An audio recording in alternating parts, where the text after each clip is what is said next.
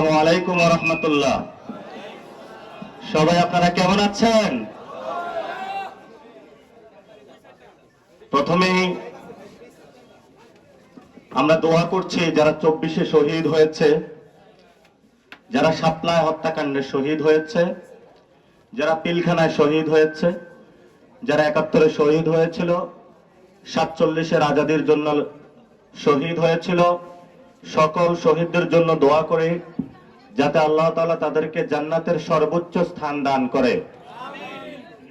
সাথে সাথে এখনো অনেক ভাই হাসপাতালে আছে, কারো চোখ নাই, কারো হাত নাই, কারো পা নাই, অনেকে মৃত্যুর সাথে পাঞ্জা লড়ছে, মানে কয়েকদিন পরে মারা যাবে।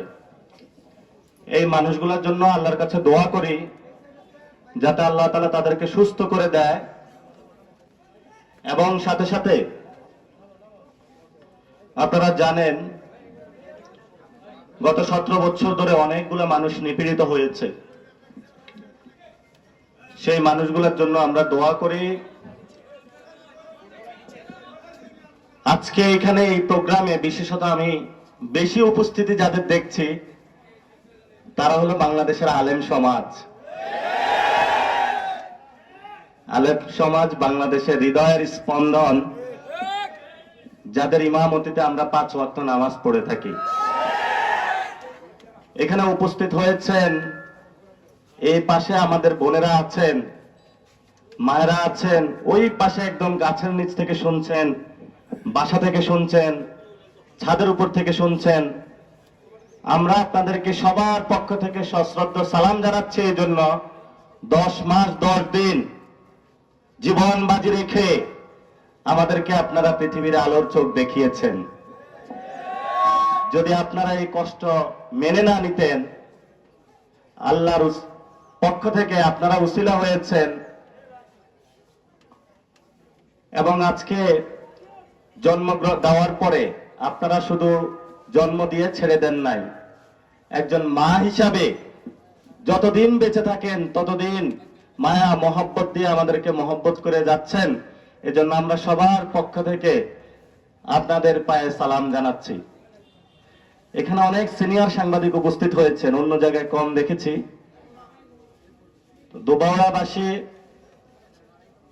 প্রশাসনের ভাইরা উপস্থিত হয়েছেন আমাদের বাবার বয়সী, দাদার বয়সী অনেক মুরব্বীজন, যাদের পরামর্শ নিয়ে আমরা চলাফেরা করি, দীর্ঘদিনের অভিজ্ঞতা। উপস্থিত হয়েছেন অনেক তরুণ প্রজন্ম, যাদের চোখে মুখে হতাশার চাপ, পড়াশোনা শেষ করেছে, চাকরি নাই। তো ধন্যবাদ, আপনারা উপস্থিত হয়েছেন।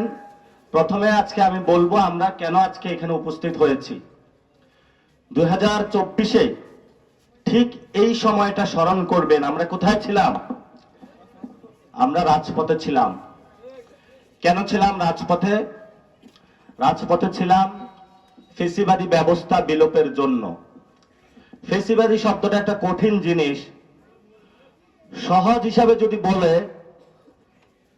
তাহলে একজনেই সবকিছু দেখে আর বাকিদের কোনো খোঁজ খবর থাকে না, বাকিদের মতামতের কোনো তোয়াক্কা থাকে না।